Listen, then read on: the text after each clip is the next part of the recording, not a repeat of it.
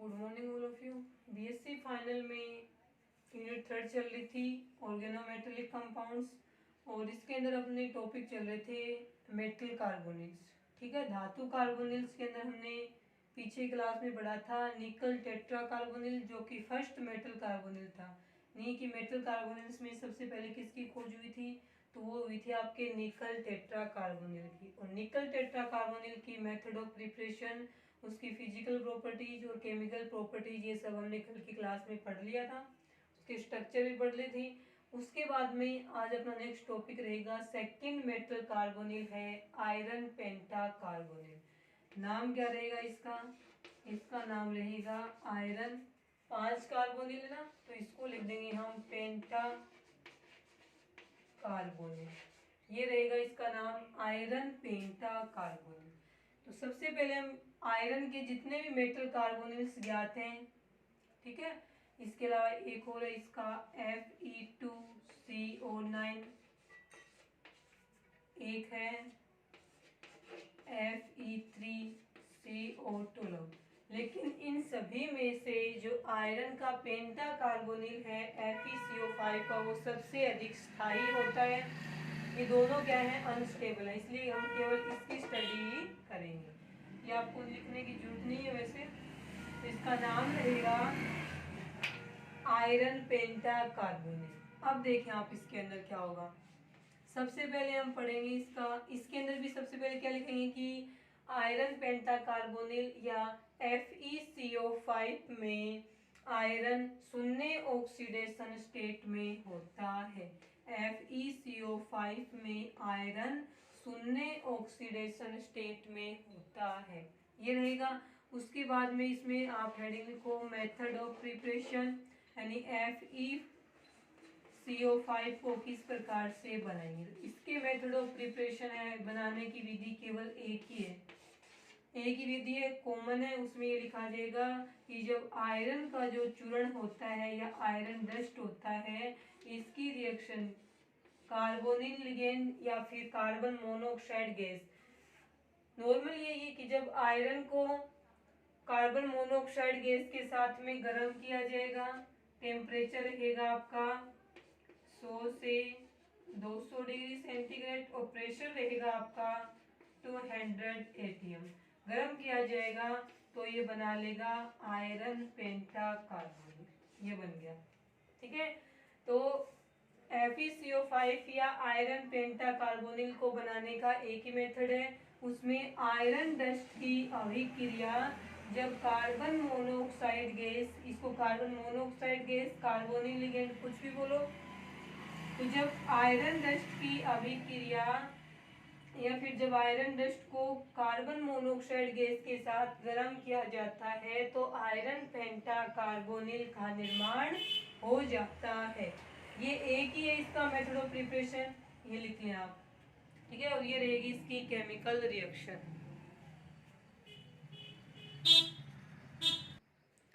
ठीक है, ये रहेगी इसकी एक ही है मेथड ऑफ प्रिपरेशन।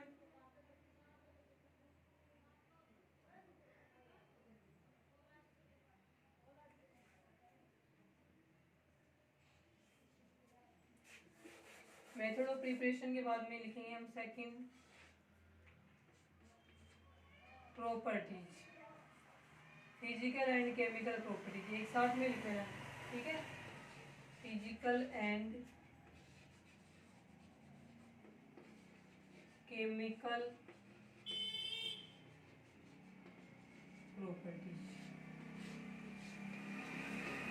ठीक है, एक साथ में कर लेंगे इसको, फिजिकल और केमिकल प्रॉपर्टीज।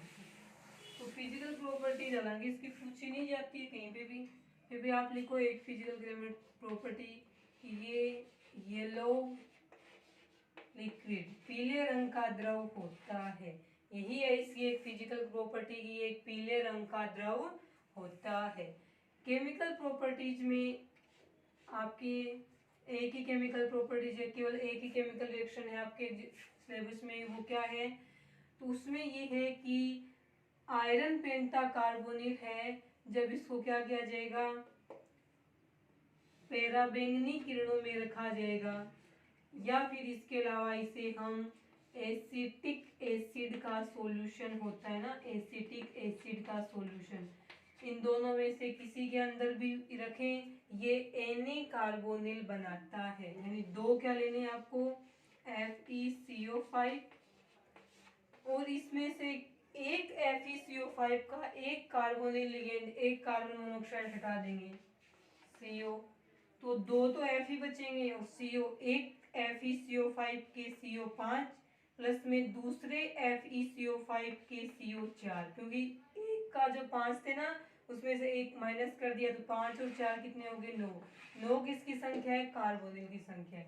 तो रिएक्शन होने से अपना बनेगा Fe2, दो आयरन है ना, Fe2CO9, इसका नाम रहेगा एनी कार्बोनिल, एनी कार्बोनिल। तो इसमें सबसे पहले लिखेंगे हम, ये है एक पीले रंग का द्रव होता है, और सेकंड लिखेंगे कि इसको प्रकाश में रखने पर या एसिटिक अम्ल के विलयन में रखने पर यह विघटित होकर, यह वियोजित होकर या यह टूटकर, कुछ भी लिखो, एनी कार्बोनिल बनाता है। लिखेंगे इतना,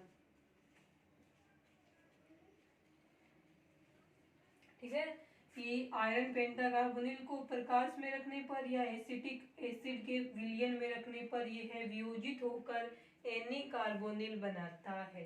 ये रहेगी, ये दो प्रॉपर्टीज थी। और एक इसका यूज है, सिर्फ एक यूज है इसका, कि मोस्ट इम्पोर्टेंट वही है, बाकी तो बहुत सारे यूज हैं इसके। जो आयरन पेंटाकार्बोनिल है, FeCO5 है, वो एंटी नॉकिंग एजेंट के रूप में,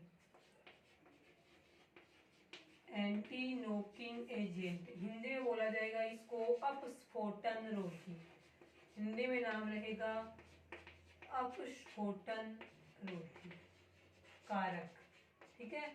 तो यह एक पीले रंग का द्रव है। ये लिखने के बाद में ये केमिकल रिएक्शन आएगी कि ये इसको प्रकाश या एसिटिक एसिड के विलयन में रखने पर ये विघटित होकर एनी कार्बोनिल बनाएगा। फिर ये रिएक्शन लिखनी है, उसके बाद नेक्स्ट क्या लिखना है, इसका एक यूज है, फिजिकल केमिकल प्रॉपर्टीज में लिख देना कि आयरन पेंटाकार्बोनिल का यूज या इसका प्रयोग अपस्फोटन रोधी कारक या एंटी नॉकिंग एजेंट के रूप में किया जाता है। यानी जो विस्फोट होगा ना, उस विस्फोट को, कहीं भी जो विस्फोट हो उस विस्फोट को रोकने के लिए वहां पे क्या कारक कौन सा होगा, एंटी नॉकिंग एजेंट के रूप में आयरन पेंटाकार्बोनिल। कोई भी आपके फ्यूल हो, कोई भी ईंधन हो, उस ईंधन के अंदर आप अपस्फोटन रोधी कारक के रूप में किसको मिला सकते हैं, आयरन पेंटाकार्बोनिल को मिला सकते हैं। ये रहेगा आपका आयरन पेंटाकार्बोनिल। अब हमें देखनी है इसकी स्ट्रक्चर,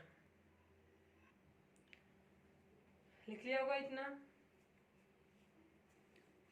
उसके बाद देखें इसमें,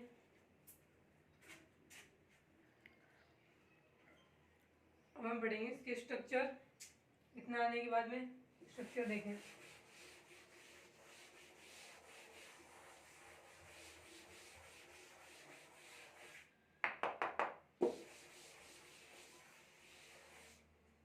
ठीक है, हेडिंग लिखें स्ट्रक्चर।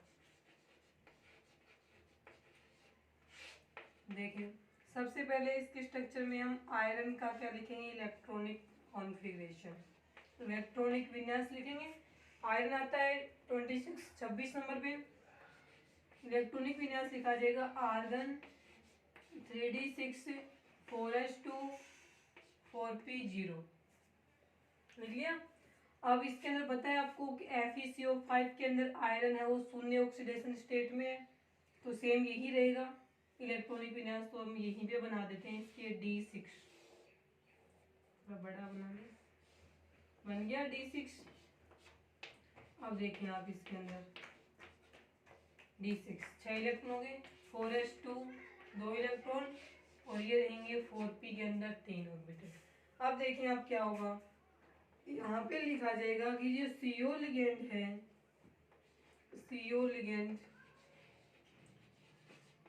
स्ट्रॉन्ग लिगेंड होने के कारण, CO लिगेंड स्ट्रॉन्ग लिगेंड होने के कारण यह केंद्रीय धातु परमाणु आयरन के इलेक्ट्रॉनों का युग्मन कर देता है। ठीक है, क्या आएगा इसमें, कि CO लिगेंड है वो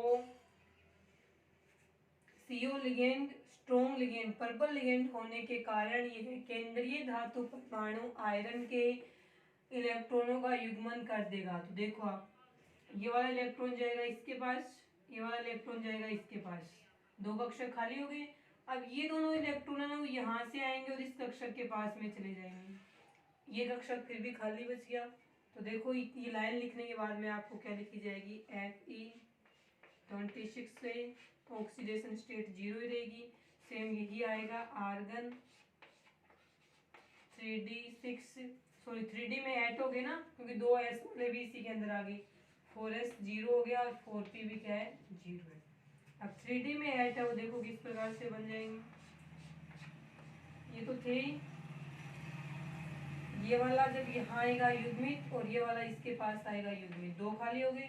अभी जो एक बचा है ना खाली, उसके अंदर ये दोनों आ जाएंगे, तो ये आ गई। अब भी ये तो फिर भी खाली बच गया एक डी, और ये S का है, और ये 3 रहेंगे P के, बन गया।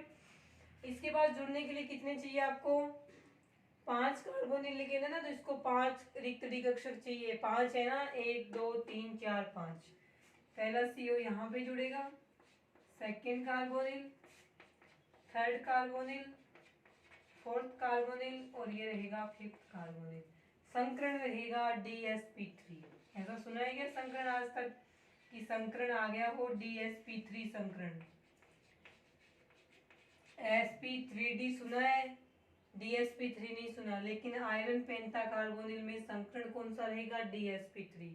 यदि ये लिगेंड स्ट्रॉन्ग नहीं होता ना, तब तो इसमें संकरण sp3d आता, लेकिन ये स्ट्रॉन्ग लिगेंड है तो संकरण रहेगा DsP3। अब बताओ DsP3 संकरण है तो ज्योमेट्री कैसी रहेगी, तो जैसे D2sp3 और sp3d2, इन दोनों संकरण वालों की ज्योमेट्री सेम थी, ऑक्टाहेड्रल अष्टफलक की थी, तो संकरण चाहे DsP3 हो चाहे संकरण sp3d हो, दोनों ही कंडीशन में ज्योमेट्री रहेगी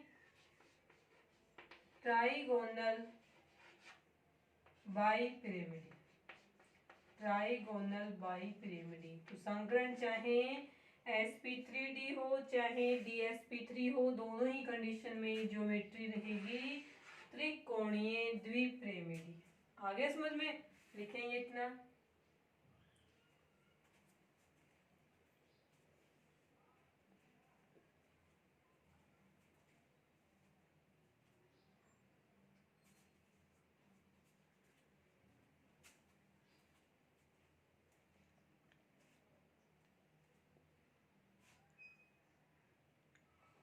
अब हम इसकी ज्योमेट्री बनाते हैं, इतना लिखनी होगा, कॉमन ये दो। उसके बाद देखें ज्योमेट्री बनाते हैं इसकी आयरन पेंटा कार्बोनिल की। एक तो ट्राइगोनल बनेगा और 2 पिरामिड होंगे इसके अंदर, तो ये रहेगा आपके आयरन, इससे 3 क्या बना दें, ट्राइगोनल में 3 कार्बोनिल जुड़े हुए रहेंगे। ये हो गया, ये हो गया आपके ट्राइगोनल, और यहाँ 2 पिरामिड होंगे कार्बोनिल, और ये रहेगा कार्बोनिल। इतने को बोलते हैं ट्राइगोनल। इन दोनों ऊपर नीचे जो है ना उसको बोलेंगे हम बाइपिरामिडल। तो इस ज्योमेट्री का नाम रहेगा ट्राइगोनल बाइपिरामिडी ज्योमेट्री, हिंदी में बोलेंगे त्रिकोणीय द्विपिरामिडी ज्यामिति। ये रहेगी इस प्रकार से, 5 कार्बोनिल लिगेंड है वो इस प्रकार से जुड़े हुए रहेंगे। उसके बाद में क्या हुआ, जैसे निकल टेट्रा कार्बोनिल में हुआ था, सेम ऐसे ही यहाँ पे हुआ।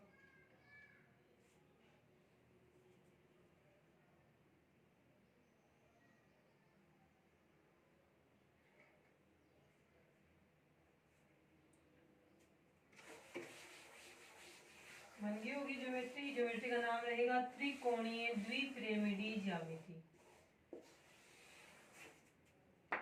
ठीक है, उसके बाद में ये हुआ इसके अंदर कि जब निकल टेट्रा कार्बोनिल था ना, सॉरी आयरन पेंटा कार्बोनिल, जब आयरन पेंटा कार्बोनिल की केमिकल रिएक्शन हमने करवा दी पीरिडीन के साथ में, पीरिडीन लिगेंड के साथ में। पीरिडीन एक मोनोडेंटेट लिगेंड रहेगा जिसका फॉर्मूला रहेगा ये वाला C5H5N।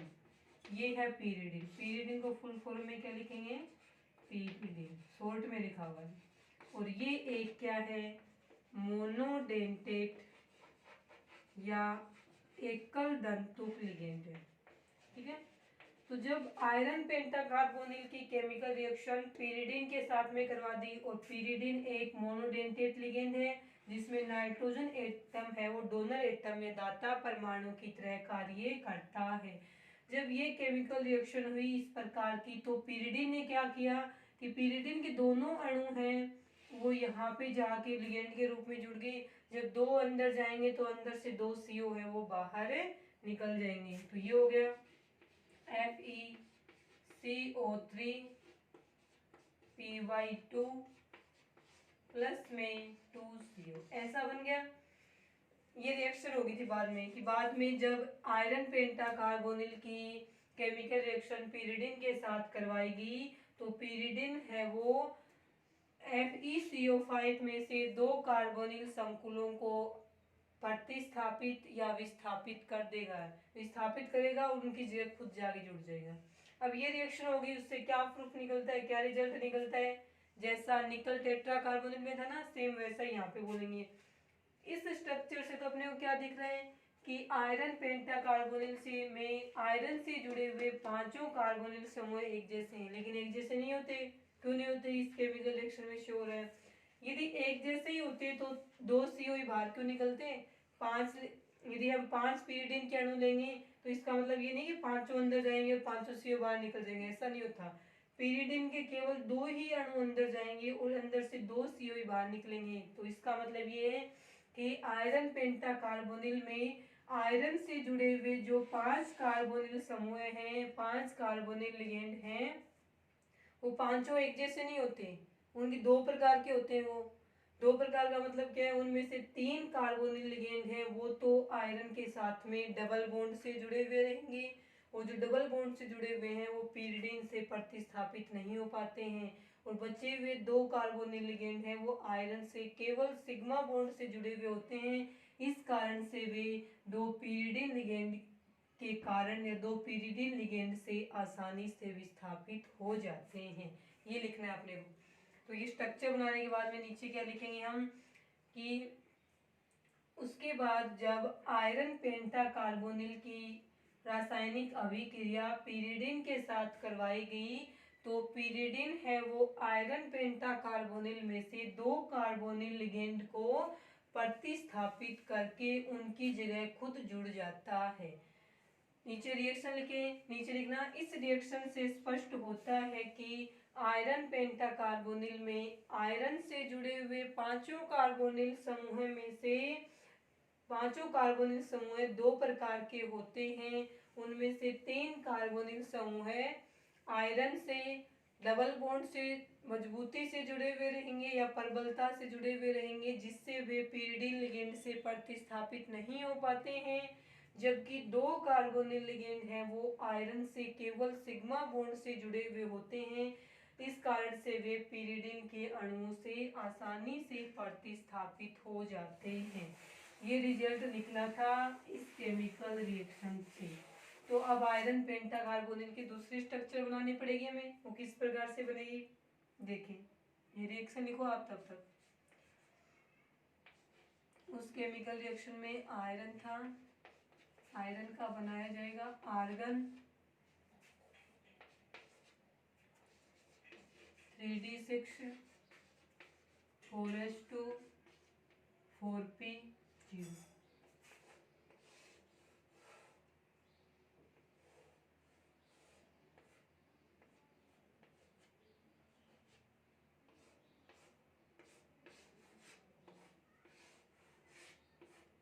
ये बना लिया हुआ आपने, केमिकल रिएक्शन जल्दी बनाए इसकी।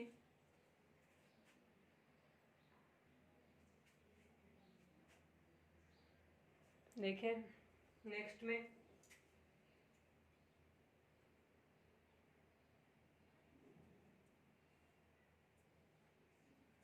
बन गया होगा। जैसे निकल टेट्राकार्बोनिल में था सेम वैसा ही बनेगा। अब देखो 3d6 था ना, 4s2 था, हमने क्या किया यहाँ से एक इलेक्ट्रॉन यहाँ भेज दिया 4p1 4s1, ये हो गया। ये वाला इलेक्ट्रॉन 4s वाला गया है यहाँ पे। अब देखो जो आयरन पेंटाकार्बोनेट में 5 CO जुड़े हुए थे ना, पांचों CO जोड़ देते हैं हम। यहाँ से स्टार्ट करते हैं,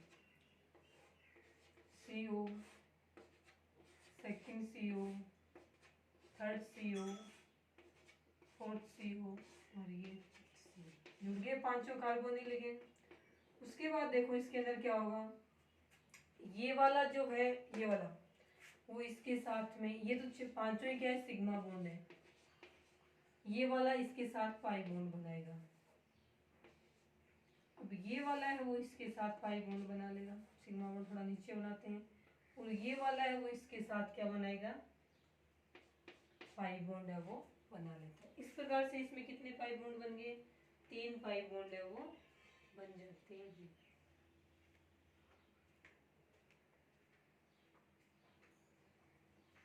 ठीक है, क्योंकि बचे हुए दोनों कार्बोनिल है उनको तो वेकेंट ऑर्बिटल मिल गया ना, तो ये वाले नहीं बनाते पाई बॉन्ड, सिर्फ ये 3 बनाएंगे जो कि सिंगल ऑर्बिटल, जो कि अयुग्मित इलेक्ट्रॉन वाले कक्षक से सिग्मा बॉन्ड बना रहे हैं ना, वही क्या करेंगे पाई बॉन्ड बनाएंगे।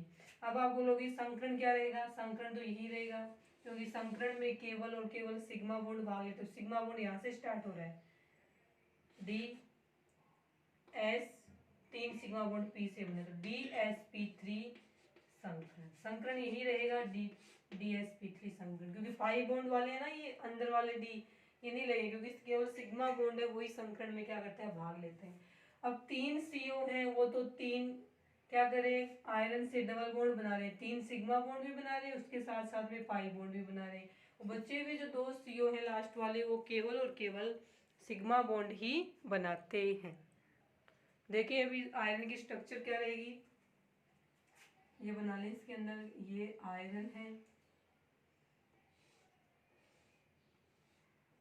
C double bond O,